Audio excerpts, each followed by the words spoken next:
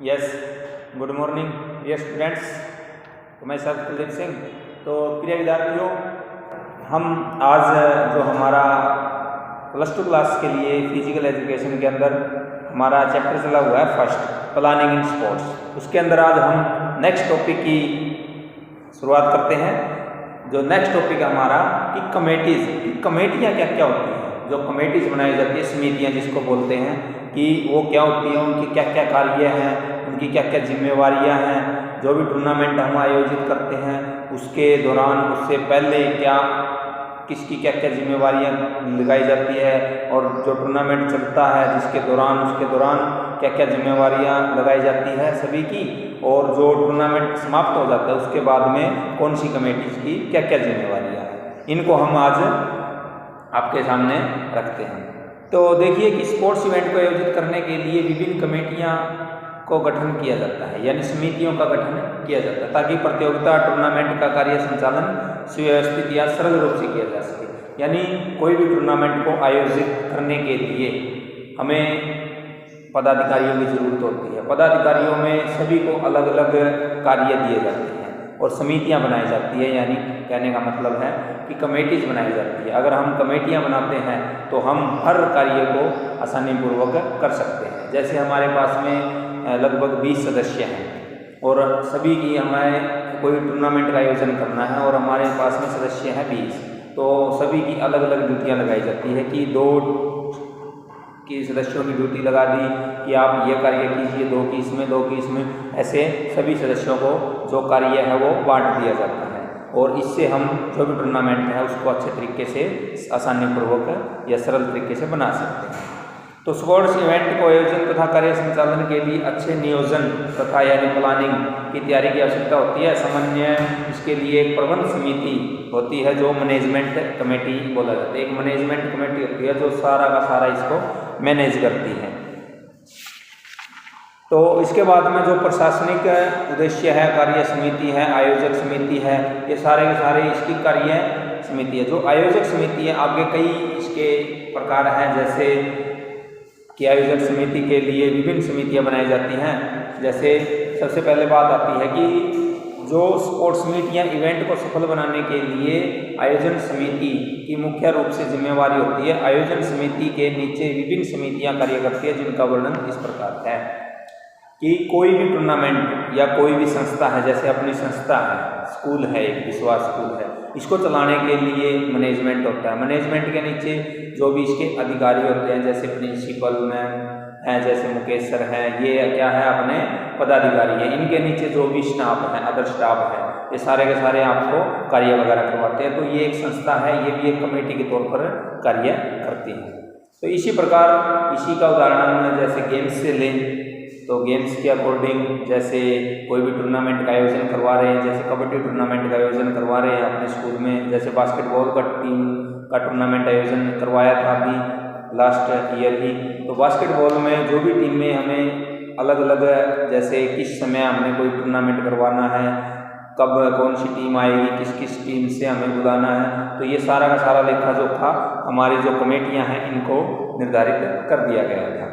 तो इसमें कुछ कमेटियां बनाई गई हैं कि सबसे पहले आता है नंबर 1 प्रचार समिति, कि कोई भी टूर्नामेंट का आयोजन करने के लिए हमें उस टूर्नामेंट के बारे में प्रचार करना होता है, फैलानी होती है, भाई हम इस टूर्नामेंट का आयोजन या इस मीट का जो भी टूर्नामेंट करवा रहे हैं, इसकी तिथि, स्थान, भाई कब करवाया है, कब करवाएंगे, कब करवाना है, कौन से स्थान पर करवाना है, सारा का सारा जो प्रचार समिति है इसकी जिम्मेवारी होती है। उसके बाद में होती है कि यातायात समिति, जैसे जो भी हमारे पास में टीमें आई हुई थी उसके लिए एक यातायात समिति बनाई गई थी, जिसके अंदर जिसकी ड्यूटी लगाई गई थी कि बाहर से जो भी टीमें आई हुई हैं उनको स्कूल में वैन के द्वारा लेके आए, और वैन के द्वारा ही समाप्त होने पर टीम जो भी मैच वगैरह है इनके समाप्त हो जाए तो इसको अपने स्थान पर पहुंचाए। ये भी एक जो यातायात समिति है, इसके अंदर भी कुछ पदाधिकारियों की ड्यूटी लगाई जाती है। उसके बाद में आता है कि आवास या खान पान समिति, कि आवास तथा खान पान समिति भी खिलाड़ियों तथा खेल अधिकारियों को ठहरने तथा भोजन का प्रबंध करने के लिए आवश्यक व्यवस्था करती है। कि कुछ की ड्यूटी लगाई जाती है कि जो भी टीमें आई हुई हैं इनके रहने का स्थान, इनके खाने पीने का स्थान किस प्रकार का होना चाहिए, वो उनकी ड्यूटियाँ लगाई जाती है। उसके बाद में आता है कि सजावट का समारोह समिति, कि कुछ पदाधिकारियों की ड्यूटी लगा दी जाती है कि जो भी टूर्नामेंट का आयोजन करवाना है उसकी सजावट किस प्रकार की होनी चाहिए, उसका उद्घाटन किस प्रकार का होना चाहिए। ये उनकी जिम्मेवारियाँ होती है कि उनको जो भी टीम आए हुए हैं उनके खेलों के उद्घाटन के लिए जो भी समारोह आयोजित किए जाते हैं उनके लिए कौन से अतिथि को बुलाना है, कौन सी टीम को क्या क्या उपहार देने हैं, जैसे कोई स्मृति चिन्ह है या कोई ट्रॉफी वगैरह है, तो वो सारा का सारा सजावट समिति के ऊपर निर्धारित होता है। उसके बाद में खेल व मैदान उपकरण समिति, तो इसके बाद में एक खेल व मैदान उपकरण समिति भी बनाई जाती है कि जो भी टूर्नामेंट चल रहा है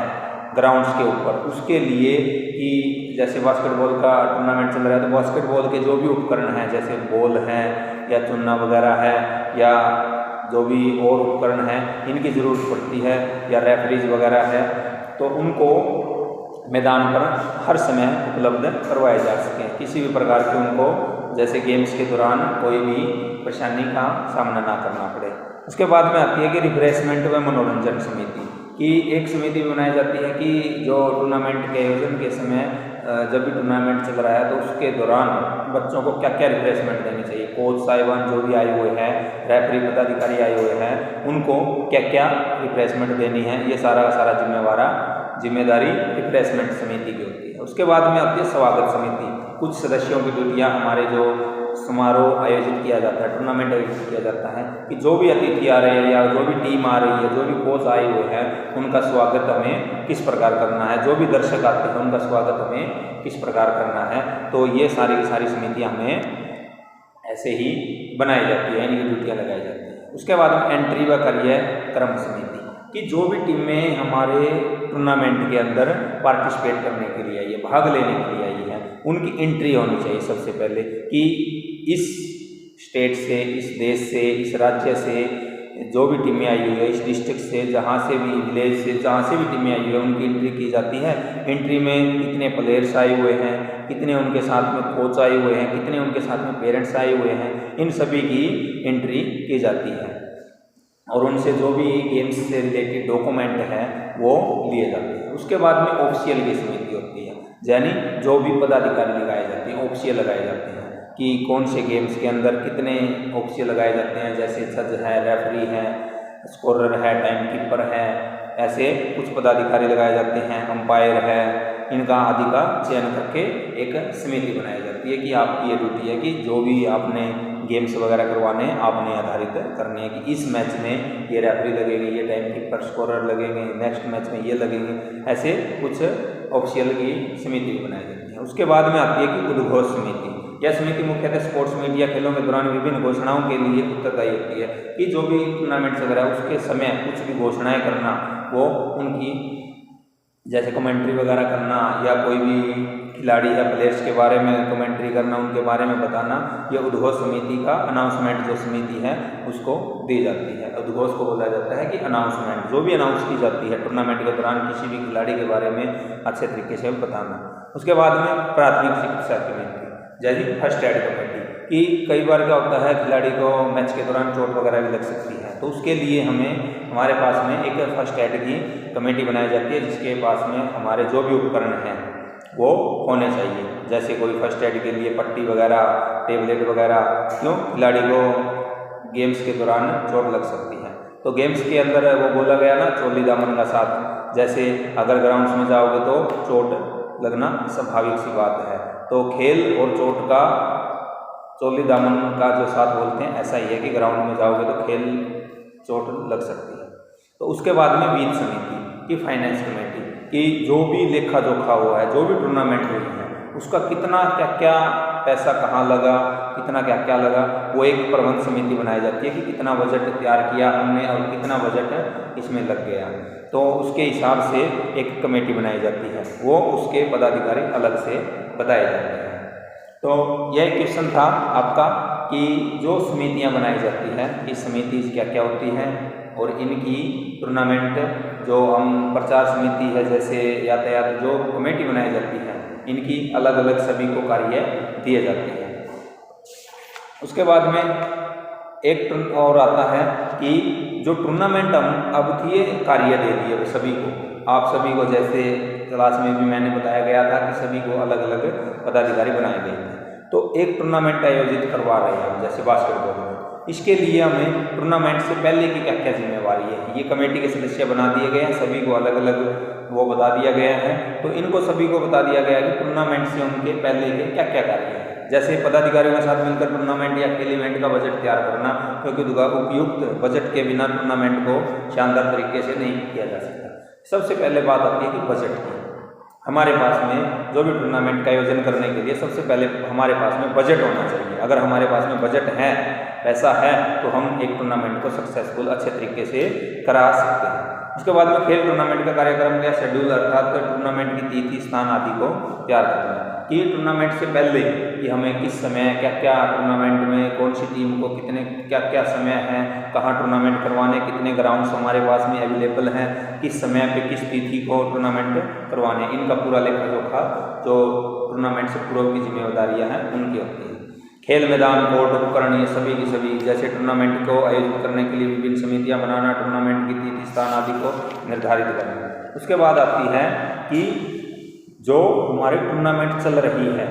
जैसे हमारे स्कूल में टूर्नामेंट है, पहले की समिति है, उसके बाद में हमने डेट दे दी कि 25 तारीख से आपकी टूर्नामेंट है। 25 तारीख से हमें क्या क्या कार्य करने चाहिए, जैसे टूर्नामेंट के उद्घाटन के बारे में उचित व्यवस्था होनी चाहिए कि सुबह किसको बुलाना है, किसके हाथों से उद्घाटन करवाना है, कौन सा मैच फर्स्ट मैच करवाना है, ये सारा का सारा उसके दौरान होता है। यह सुनिश्चित करना कि स्पोर्ट्स इवेंट शेड्यूल के अनुसार आयोजित किए जा रहे हैं। और एक ये भी देखना, एक कमेटी लगाई जाती है कि देखें कि कहाँ उपकरण वगैरह हैं वो सही तरीके से पहुंच चुके हैं क्या, कोई टूर्नामेंट है लेट तो नहीं हुआ, सभी जो मैच वगैरह हैं अपने शेड्यूल के अनुसार चल रही है। तो ये सारा का सारा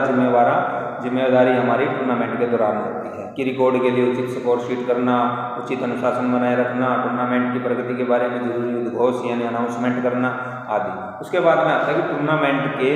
बाद यानी टूर्नामेंट आयोजित हो गया, उसके बाद की क्या क्या जिम्मेवारियाँ हैं। टूर्नामेंट के बाद की जिम्मेवारियाँ हैं कि जो भी टीम फर्स्ट सेकंड थर्ड जो भी पोजीशन पे आई है उनको इनाम वितरित करना। उसके बाद में जो भी टीम आई हुई है उनको अपने स्थान पर पहुंचाना, जैसे अगर कोई बाहर से टीम आई है तो उसको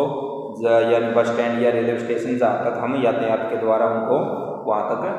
छोड़ आए और उसके बाद में वो अपने घर पे चले जाएं। तो ऐसी कुछ जिम्मेवारियाँ होती है कि जो भी मीडिया है उसको भी इनाम वितरित करना, जो भी मीडिया विस्तृत परिणाम आवश्यक जानकारी प्रदान करना, यानी जो भी मीडिया है उसको डिटेल देनी ताकि आपकी न्यूज़ में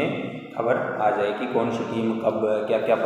स्थान प्राप्त किया। टूर्नामेंट के उपरांत जाने वाली टीम खिलाड़ियों को सुरक्षा निधि वापस करना। स्पोर्ट्स टूर्नामेंट से संबंधित सारा रिकॉर्ड तथा फाइल एकत्रित करना, खेल अधिकारियों व अन्य संबंधित व्यक्तियों को भुगतान करना, खेल टूर्नामेंट के खर्च से संबंधित रिपोर्ट तैयार करना कि क्या क्या हमारा खर्च हुआ है इस टूर्नामेंट के ऊपर।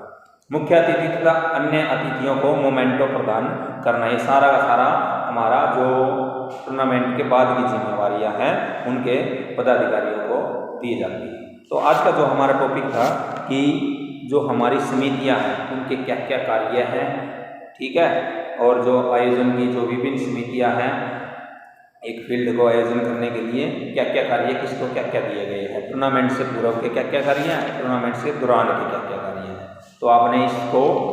अपने नोटबुक के ऊपर अच्छे तरीके से राइट करना है और लर्न भी करना है। तो अपनी नोटबुक है जो उसको अच्छे तरीके से नोट्स वगैरह बना लें ताकि आगे आपको किसी भी प्रकार की परेशानी का सामना ना करना पड़े। तो प्रिय विद्यार्थियों, आप अपना जो होमवर्क है अच्छे तरीके से रेगुलर करते रहें। धन्यवाद।